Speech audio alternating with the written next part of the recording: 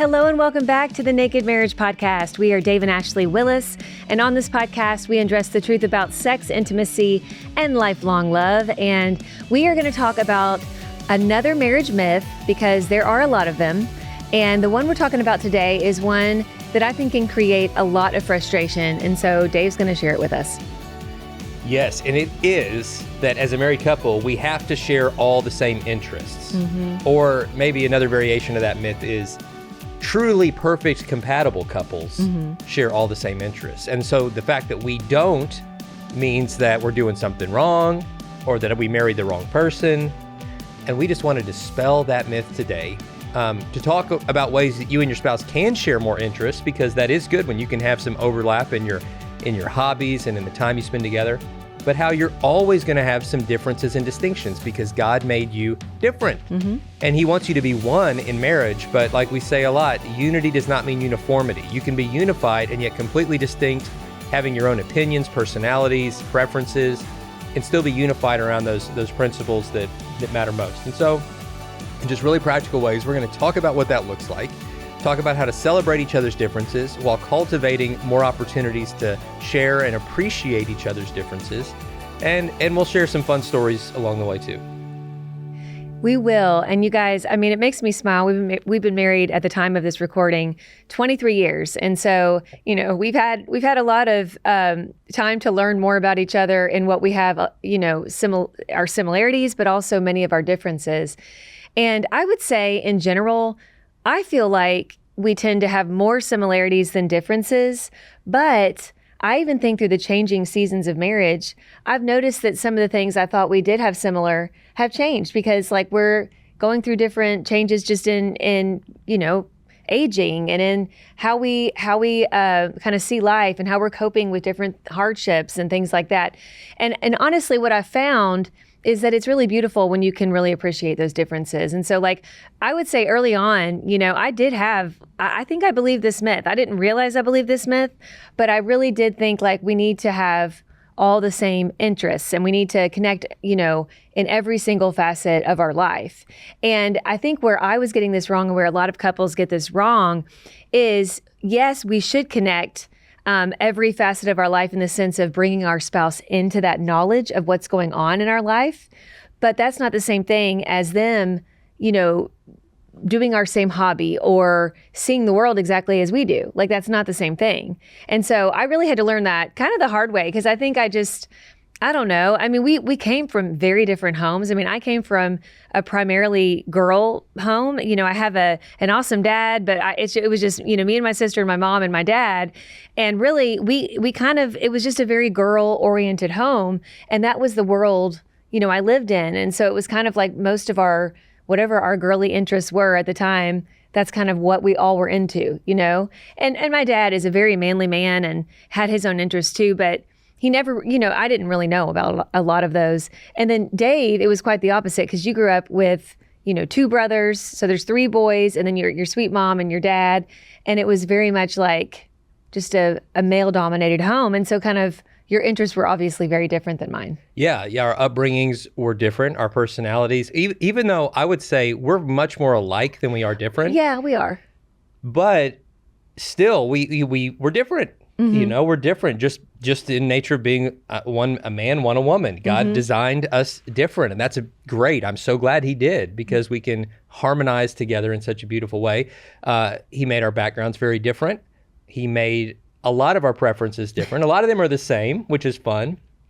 But, when we got married, like I was way into watching sports. Ashley had never watched a sporting event on TV ever. No, with the exception of ice skating. Like I always was real into the Olympics and I like the ice skating. And I did not consider that a sport. And so which it very much is. No, like they're great athletes. In my home, and it wasn't, we grew up in Kentucky. We've talked about this before. So obviously there might be the occasional UK game, like if it was a big one, like a big rival or something, because my grandfather, my mom's dad was really into it. So like I had that exposure, but to be honest with you, my grandfather really didn't enjoy watching sports with anyone else, and he would get really angry too. So I kind of associate, like if they were losing, if the Cats were losing, it was like his whole day was ruined. Everybody just stay away. We from just stayed Grandpa. away. We did, and they had a basement, and I remember I would watch a little bit of it, and then it was kind of like we would start, the kids, the grandkids would start talking, and he'd be like, go upstairs, like I need to focus on the game.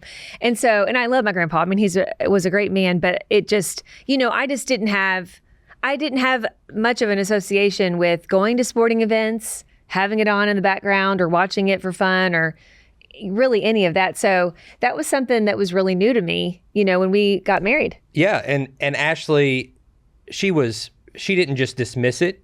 She was like, okay, well, this is something you enjoy, so.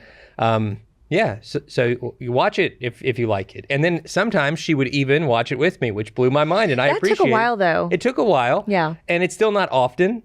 But when she does, I know, okay, she is making a genuine effort to connect here into my world, something that's more my world, my interest. And that means a lot. And she'll ask questions about rules or what's going on, and I love that. And I'll make the effort to connect into her world. Like, when she's watching wedding dress shows, which at first you bring I was that like, up a lot. I go through phases of watching that. Or wedding shows. And I'm thinking, at first I was like, we've already had a wedding. Like, yes. How is it entertaining to watch other people's weddings so we don't know? But I mean, apparently a lot of people think it is because these shows are everywhere. And I started watching it with her sometimes, not all the time. But there have been times when I'm watching it with her and then she'll get up to do something and I realize that I've been sitting there watching it for 20 minutes by myself. Like, which one's she going to pick? What dress is it going to be? Yes. Or, who's going to win the best wedding? Yes. Anyway. And we also kind of have a dream someday of having a wedding venue.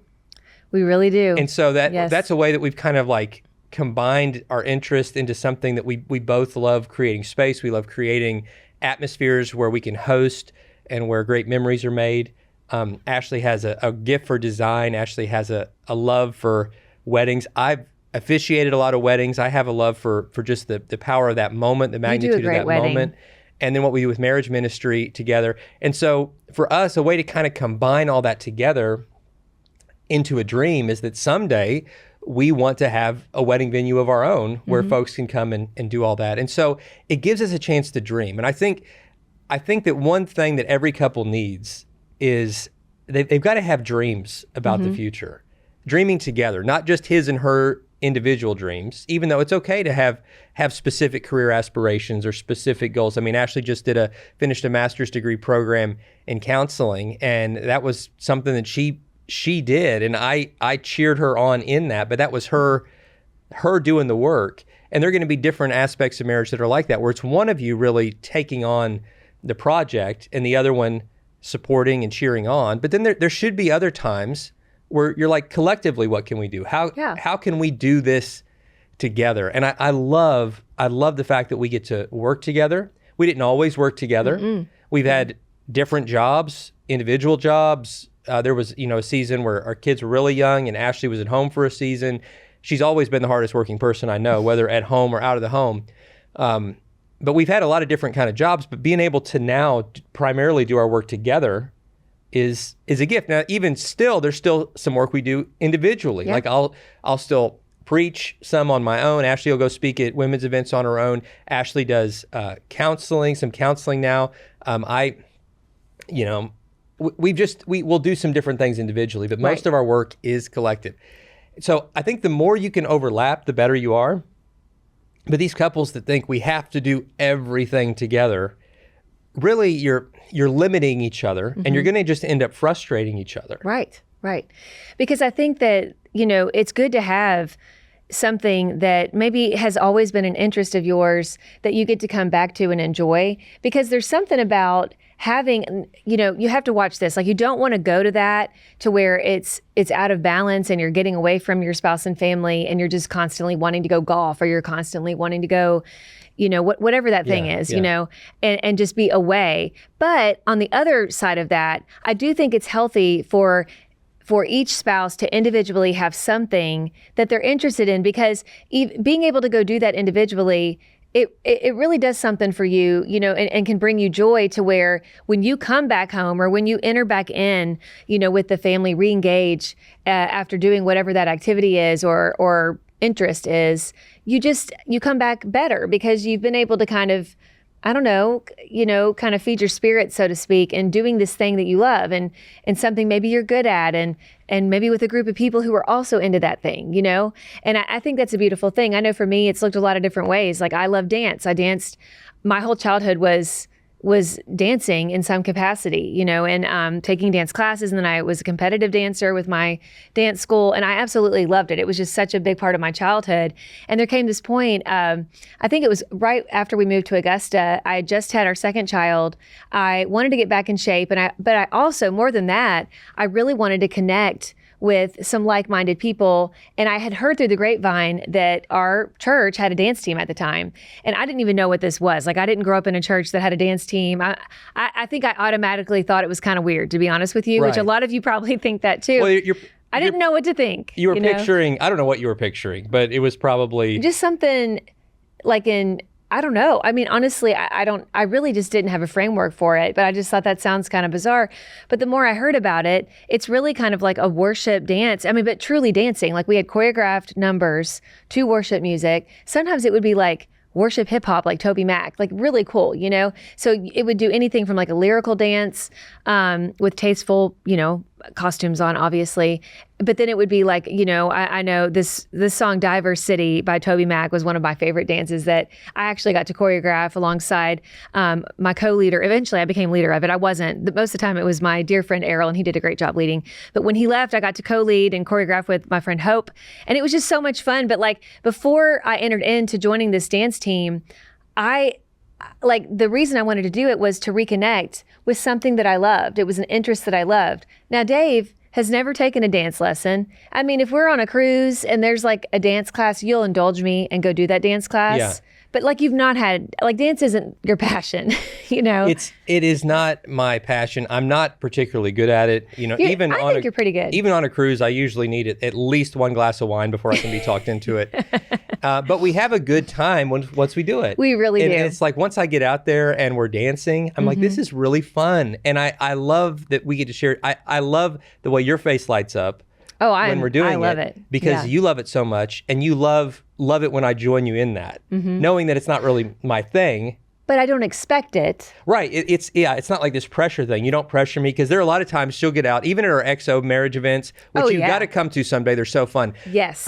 Usually on Friday night afterwards, there's like an after party that includes, like for those who want to do it, like a dance floor, and Ashley and some of the girls on the team will go out and they'll just jump in the middle of that dance floor and do this dance party. And I usually bow out of that because one, I'm not a late night person. No. My energy plummets. like 9 o'clock, I turn into a pumpkin. By 10 o'clock, I'm in a coma. Especially after speaking and pouring out all day. But Ashley, when we speak, she gets amped up. We have opposite responses. And she's also a night owl. So at the end of the night, she's ready to go. And she knows that I am like dead at that point. I couldn't find you this last time. Yeah, I'm usually curled up in a corner somewhere trying to take a nap. But I love that she is able to go out there and dance in those moments. And I love that she's cool with me just kind of laying back, maybe having a one-on-one low-key conversation with some of the guys on the team and ready to go back and hit the sack. Yeah. And it's okay. Our rhythms are different. Our schedule flow is different. Yeah. Our rhythms, you guys, like if one of our major differences that, I mean, it wasn't, I wouldn't say we fought over this, but we definitely had to kind of navigate this, was our energy flows of the day. Like so different. I mean, pretty much inverted. Like it was. It's and completely. At first it would hurt your feelings. Yeah. Because like she would want to start a home project at 10 p.m., 9 p.m. And I'm thinking, it is bedtime. What are you talking about? Yeah. And so she would be hurt and offended, like, what? This is the time we work. This is when I can get it done. This is when my parents would do stuff because her parents stay up super late. She thought this is just what you do. And Ashley has that same rhythm. And I am, you're like, what are you talking bed, about? early to rise. And so we had to learn that. But I didn't try to guilt her into trying to, you go to sleep earlier. No, you go to sleep when you want. We learn to appreciate each other's rhythm. But she'll lay in bed with me even when I'm going to bed early. Even if she's not going to bed, she will lay in bed, watch TV, or then maybe get up and do something after I fall asleep. She did the most thoughtful thing recently. Well, and this is a key difference too. Like, I mean, and again, we'll talk about more major key differences. We'll get to that. But I'm going to preface this. So one of the key differences, I do go to bed later, but I also like to go to bed with the TV on. Yeah. Dave hates that. For years, like I would just go to bed gritting my teeth a little bit, that the TV was on and the volume of I would turn it down. Yeah, but it was like, I like total silence when I'm going to sleep. And she has to have the TV on to go to sleep. Mm-hmm. She just like has to have it. And so really there was no way for years to have any kind of compromise there. It's either on or it's not. Mm-hmm. And so that was one that I just kind of took for the team because she does this so much for me in other ways. And I'm like, you know what? You really need that TV on. I'll be okay. I'll just kind of try to put a pillow over my ear and just go to sleep and deal with it. And for years, that's just how we operated. Well, let me say this first. For years, we didn't have a TV in our bedroom. And so what would happen is I was so used, I mean, I had a TV in my room from the time I was probably 9 years old, and I would go to bed with like the 3 channels that were on that TV. You know what I'm saying? Like it would usually be like Nick at Night, or I don't even know if we didn't always have cable, but it was like an old rerun, you know, just, it didn't matter what was on, Golden Girls or something. Like I would just have that playing in the background. And so for years, we did not have a TV in our bedroom on purpose. And I tried going to sleep in the silence and in the black, like just pitch black. And I just couldn't. So what ended up happening is I'd be like, I would, tuck you in, so to speak, and have a little conversation. And we'd, end the night together. But then I would go into our family room, which happened to be like right beside our bedroom. And I would end up falling asleep on the couch because I was watching TV. And then you would usually wake up in the middle of the night, like going to the bathroom and be like, sweetie, come back to bed. So and then eventually we got a TV. And then you just kind of, because you wanted me I'd rather you to be fall in the bed asleep in here, right? Every night than on the, so I'll deal with the TV if it means you're in here. Right. But both of us were having to kind of just make some compromises until, recently with the joys of technology, Ashley bought this thing that has changed our marriage. This device is not a sponsor of the podcast. 22 years later. I mean, we've been married 23, but this was about then. So I'm going to sing its praises. But it is this. I'll tell him what it's called. Yeah, tell him what it's called and how it works. And I'm telling you, the first night you did that, I thought, this is amazing. I've never loved this woman more. I've never been more attracted to her. And I've never looked forward to bedtime so much. All right, guys. So I did try, let me just give this story. So I did try AirPods first. They hurt your ears when you're a side sleeper. They can fall out, whatever. Because I thought, well, maybe I can just listen. It wasn't working. So I did some research. And there is this, it's basically like a little headband of sorts. And it's called Music Cozy. You can find it on Amazon. I got it on like a Prime Day deal or like a Black Friday deal or something. And so I think it cost me literally like $15, but I think normally it's like $25. I mean, but worth every penny. And basically it's like a soft band. You can even put it over your eyes if you'd like, if you're listening to music or like a podcast, but it pairs up, like it's a Bluetooth, pairs up with your TV, pairs up with your phone. And basically it completely shuts off the volume. And so what I would do, like when Dave's like, but you hear everything. Like I hear everything in your comfortably. Ears. You can lay on it. It's soft. It's flat. And you can go to sleep with it.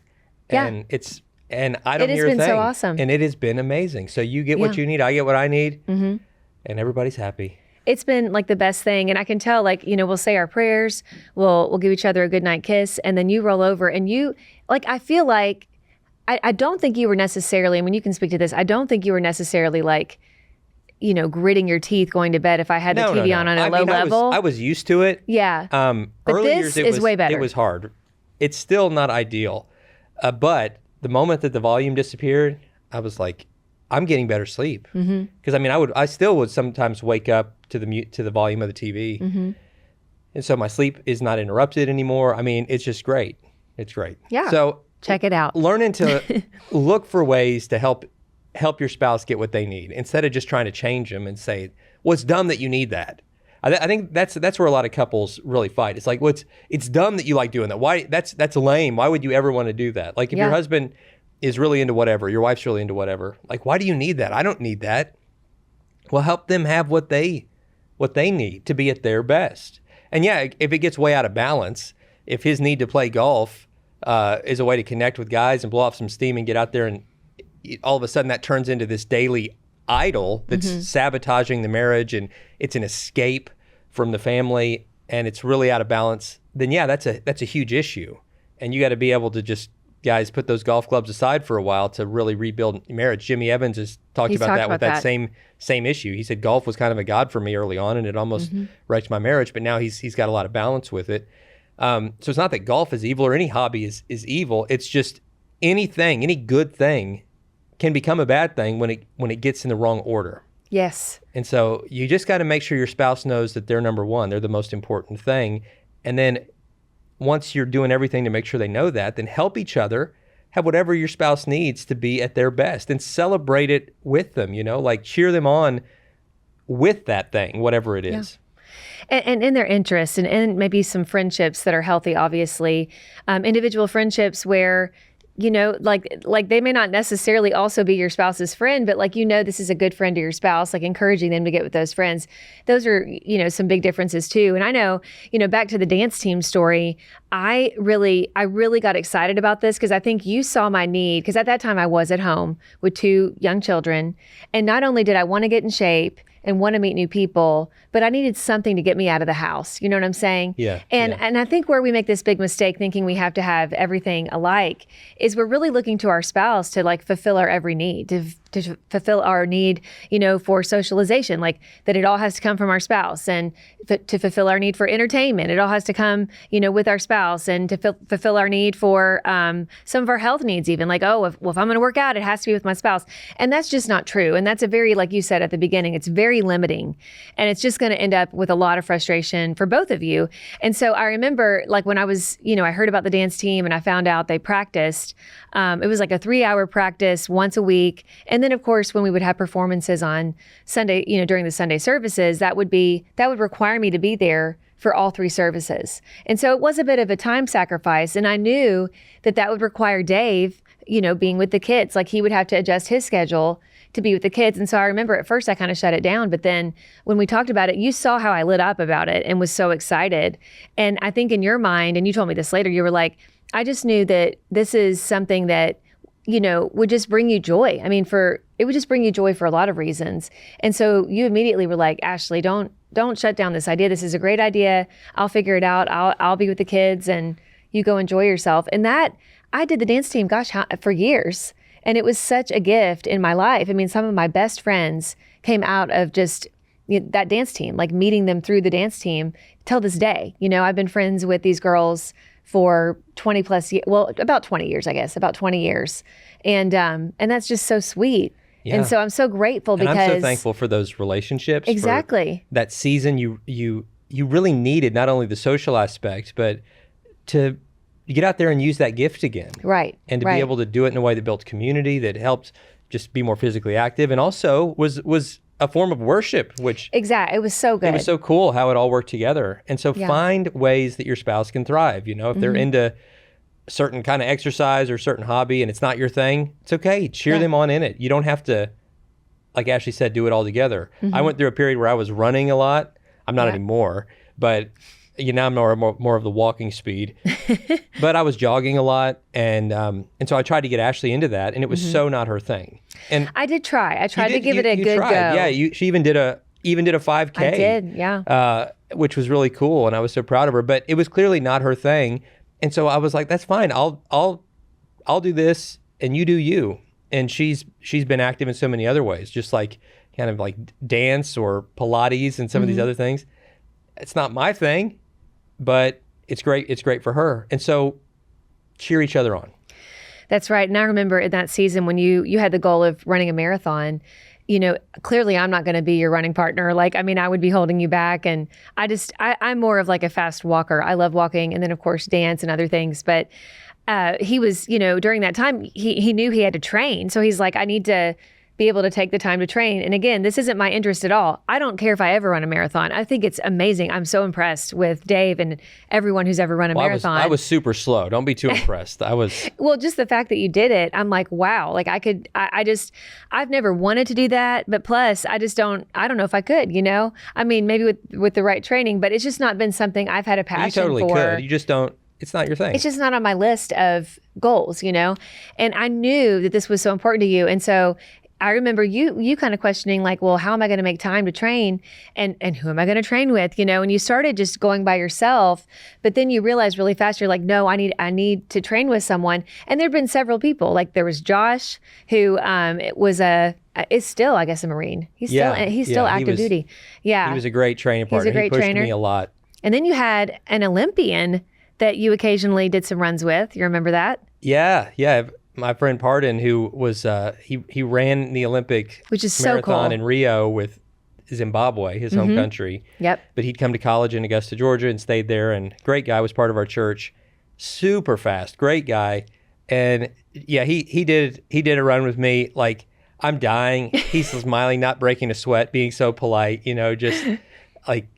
It was not like we were training together. That was very kind of him to do that. It was just really sweet of him, this elite I know, he's like this elite athlete Olympian, yeah. running with a chubby, slow dude. Oh my gosh.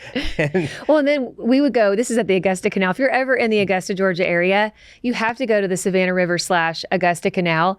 And we go, we have, I don't know how many miles, we have clocks of miles.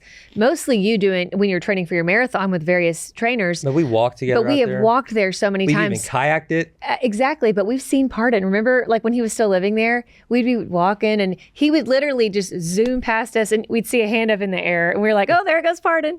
Yeah, he was out there training, man. He was so fast. So but you got with these people and you made the time, even though that's not our interest. But I remember in the beginning, I thought, why can't I love running? Like, why? And I had prayed about this. I was like, I want to enter in this, into Dave's world with running. And I did give it a go. In fact, I did a 5K with a friend, my friend Melina, the color run, which is so fun. It's like you wear tutus and you're all colorful. And I think it did benefit something really important. That's terrible. I don't remember, but it was like a charitable event. And you run a 5K and then people get colored cornstarch and they throw powder at you. And by the end of it, you look like you're a tie-dyed shirt. Okay. Like you have like color everywhere. You have to sit on plastic in your car because you're just a mess of color. And that was fun. And then I thought, okay, if I can do that, I'll run this other thing. So I did go through a phase of trying so hard to make running like that I would love it as much as you did at that time. And it just, I did it, but it just didn't pan out. And I remember I came to that point where I was like, sweetie, I just think I'm going to probably go back to what I really love doing. Yeah, of course. And you were fine with it, but I really felt bad at first. So but there's no reason to feel bad. And I don't even run anymore. Like I mean, you do some. I think you jog some, right? I've lift more and a lot more I get on the lifting. elliptical because it's easier on my knees and stuff. And I'm just trying to think about that stuff with age. And we're not even that old, but sometimes we talk about it like we're like super old, but we're in our 40s. And you do have to watch that kind of stuff. So, midlife, So seasons change and interests can sometimes change with different seasons. But the bottom line is, guys, respect each other, cheer each other on. And don't believe the myth that it's all, you got to look the same. You got to love all the same stuff. It's okay. Mm-hmm. It's all right. Like, it's okay to have different favorite restaurants. It's okay to have different favorite movies. It's okay to have different hobbies. It's all right. But as much as you can, try to find ways to appreciate what your spouse is into. Mm-hmm. Join them in it when possible. Let your own horizons be broadened. And Ashley's broadened mine in so many ways. And I'm so thankful for that. But not trying to change each other into a clone of one another. Because you didn't marry your clone. You weren't supposed to. Exactly. One of the big things that I think kind of can affect couples more, and in fact, there was a couple that we worked with years ago that was dealing with this issue, is when one spouse is like very much an extrovert and another, their spouse is so much an introvert. Okay. And I know we've touched on this before, but this particular couple came to us and I think they were an older couple, like they had married later. Okay. They had never married and then got married later in life. It was such a beautiful love story, but so they had spent a lot of time living on their own, as a single person and not even having roommates. So they could their whole schedule was what they wanted it to be. The temperature of the house was what they wanted it to be. Like what activities they did or did not go to was totally their prerogative. And so all of a sudden, you find yourself in your 50s and you're married to someone, and even though you love them so much, you find really quick, like, wow, we are not the same person. And one of the big issues, I mean, it was an actual issue, was that both of them really just wanted their spouse to change and be more of an extrovert or more of an introvert. Because if I remember correctly, the wife was more introverted and the husband was just so much more extroverted. And so their dynamic looked a lot like this. Like the husband would sign up for everything he possibly could sign up for to be a volunteer. So at church, if those doors were open, he's like, I'm working that event. And then, if a friend invited him somewhere, he would say yes every time. And then now that he was married, he expected his wife to go to all these events with him. Yeah, which is an introvert would wear anybody out. And it did. And she came to us and the sweetest couple, but she was like, he's wearing me out. Like, I love this man, but I can't go to another event. Like, if I have to go and have small talk with another person, I'm going to pass out. Like, I can't do this. But then in the same way, because we talked to him too, he was like, I love my wife. I love that she's okay being alone. Like, she really likes to be alone sometimes, and she's good with it and it brings her peace. But I just feel like, why can't she just be with me now that I have a wife? I didn't have a wife for most of my life. Now I have a wife. I want people to know her. I want to bring her with me because then I have more fun at these events and then they get to know her. It's like I'm bringing her into this world. And so we talked a lot with them about this. I mean, it was a process, right, sweetie? Do you remember? Yeah, it was. Yeah. And I think they felt like the other one was wired up wrong. At first they did. Because it's like, no, this is the way to be. Like, I've been this way all my life and it's worked, so you're different. You must be wrong. Right. And which is such a closed-minded view. God makes us all masterfully unique. Yes. And no two are alike. And your spouse, the spouse that you fell in love with, the spouse you committed your life to, they're very different than you. And to try to convince them their personality's wrong is actually to insult not only them, but God who made them. Mm-hmm. And so you have to learn to appreciate and value the differences and grow with each other. And that's going to mean serving each other in different ways. It's going to mean the introvert is going to have to get out of their comfort zone some and be there in that extrovert's world. It means the extrovert's going to have to get out of their comfort zone some and learn to appreciate the stillness and quiet and solitude and one-on-one conversations that are deep and meaningful instead of just, work in the room so much. And there's room for both people to grow there. Right. And there's strengths in both introverts and extroverts. And Ashley's very much an introvert. And sometimes that surprises people because I think that I'm probably, I can extrovert well. I can play an extrovert on TV really well or whatever, but I'm more of an introvert. Not as much if it's a spectrum, I'm not as much as Ashley not is. As much. You are, She though. requires, I think, more solitude. Mm-hmm. And extrovert, introvert, it doesn't mean extroverts love people, introverts don't. That's not it at all. We love people. It's all about how you recharge. Do you recharge with people or do you recharge with solitude? Right. And for both of us, we recharge with solitude. Mm-hmm. And we love being with people. We love going to our events. We love hugging you and and hearing your stories. And that's why we do what we do. It's so rewarding. It's so meaningful. But after that, we've got to have solitude to recharge. Mm-hmm. I mean, we even see, I don't know if Jesus was an introvert or extrovert. He clearly loved people more than anybody in history because he's God in the flesh and God is love. But he had a lot of solitude in his rhythm. He would get away from the crowd often and reconnect with the Father just alone in prayer in the wilderness. No cell phones, obviously, no distractions. And I'm like, if Jesus needed that, how much more do we? So even extroverts need solitude. Absolutely. And even introverts need crowd. They need not only community, but they need, they need people. And so we need each other.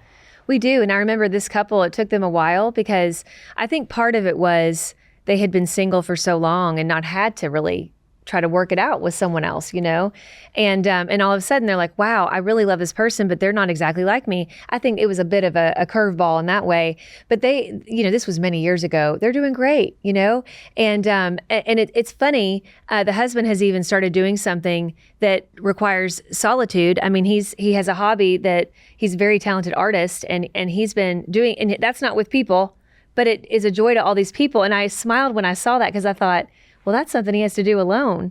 And he loves it. And he's like really good at it. I don't know if you've seen them, but I'm like super impressed. Like it's like a hidden talent I didn't even know I don't even know if he knew he had it. Like it's really something. And I just smiled when I saw that, because I'm like, man, how cool that like God is never finished with us. Like we're always learning new things. And I think, and she brags on it. Like I only know about these, not because he's posted, but because she's posted. And she's just like, look at what he made. And it's just the coolest thing, like to see how just the beauty in appreciating each other's differences, but also just learning how to navigate this. Because I think, it's important to recognize these myths, especially this one, that we have to be into all the same things. Because I think that if we do believe that lie, then we think, oh, I married the wrong person. Like I got it wrong. And then you really start seeing your spouse in this negative light. But when you can look at it and be like, well, none of us are exactly alike. I need to look at this as being able to be stronger together because we have these differences, because we can see the world a little bit differently. And when it comes to being introverted and extroverted, if you have both of those, to me, that's beautiful, because, you're going to get invitations all the time. And if one of you is just, gung ho to go and that you can, be there and be present, and the other gets a break for a night, sometimes that's a win-win for both. We've certainly had situations like that where I'm like, can you take one for the team and head on out? Because I know you're into that, And he's like, yeah. I mean, there was a lot of memes going around during the pandemic, and they were like, the pandemic is the introvert's dream because you can't go anywhere. You have to stay home. But check on your extroverted friends. Check on your extroverted They're not friends. Okay. Yeah. And you could tell through the pandemic who the extroverts were, because they were my friends that were just calling they were wanting to FaceTime and stuff. And I'm like, I don't FaceTime. We don't like FaceTime. No. I mean, I do think it's a beautiful tool. I want the freedom to like be on the toilet when I talk to you or whatever. Like I want freedom in the conversation. To be on the toilet, and then you'll mute it and flush. Yeah, if I want to be naked when I talk to you, that's my business. You don't need to know.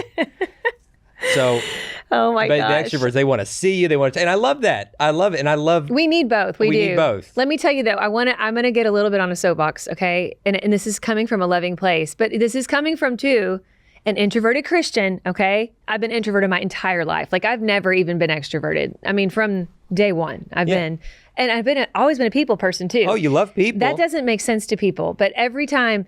I mean, anyone who's ever known me throughout my whole life would say, yeah, Ashley loves people. You were voted senior class president in your high school. Because I love people. I love being part of stuff. You were voted. I mean, your peers love you. They always have, and you love them. I'm not saying that. I'm just saying they do. But I love people. Right. Of course you. But my family will tell you, oh, but she has to go solid, go be by herself hard. Like I have to, like I would come home from school after extroverting all day, and literally would go in my room. I mean, I would say hello to my family, but I'd go to my room and close that door, and I would be in there for 3 hours not talking to anyone. And I would just do my thing, do my homework, listen to music, like whatever. I just needed that time. And then I'd come out and I would re-engage and be with my family and have dinner. But it's like my family knew, like they just knew I needed that, even though I'm pretty sure my mom's an extrovert, like maybe a major extrovert. Without a doubt. I mean, that woman, she can extrovert all day.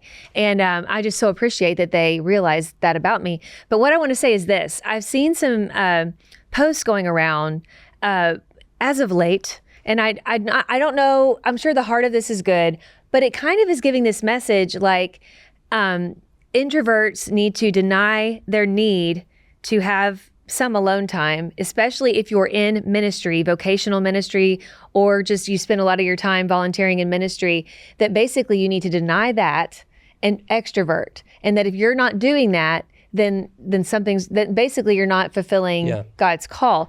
And I just would totally disagree. And how I would disagree with that is look to Jesus, like, because Jesus, like people would have agendas for Jesus all day long. Yeah. And they were good. They meant well. Yeah, they're like, Jesus, and come stay teach here. More, heal more people, do this, and good requests. And he didn't care to disappoint people. He'd be like, no, I gotta go have going some to solitude, the garden. or I gotta, tomorrow I gotta go to this other place, and that's where I'm going. Mm-hmm. So in ministry, it's easy to kind of make excuses for unhealthy people-pleasing behavior. Yes. You're like, oh, I've got to be there for everybody all the time, and that's what leads to burnout. It's not. Yeah. Now, I think that the grain of truth in what those folks are saying is, you can't just hide in a green room all the time. Oh, 100%. Pop out on stage, do your thing, and then disappear 100%. again. You have to have proximity to people. Mm-hmm. You have to be in relationship. You have to have some level of accessibility. And that's just part of life. It's certainly part of ministry. But it's okay for you to do what you do to need to recharge. It's okay. And you, if you're married to someone who's like that, who's different from you, and like maybe you're extroverted, but they're introverted, even if you're not in vocational ministry or not, even volunteering at your church, whatever it is, as a person, as a married person, allowing for your spouse to be able to have pockets of solitude if they need it, or pockets of engaging with people if they need it, is just being a loving spouse. And I'm just so grateful that Dave has always done that for me. Like, you've never made me feel bad that even when we were knee deep in spit up and I'm nursing and there's kids everywhere, because when you're a mom, you have people around you all the time. You know what I'm saying? And they're the best people in the world, are your kids, and you love that. But it's real. Like, when you're a mother, especially as a stay-at-home mom, and you're never feeling like you ever have a moment. I remember I was going batty in those days. Like, I loved being able to stay at home. That was a privilege. I would never give that up. I think it was so important. It was a value we both held, that if we can swing it, let's do this. And it was a sacrifice, but a beautiful sacrifice.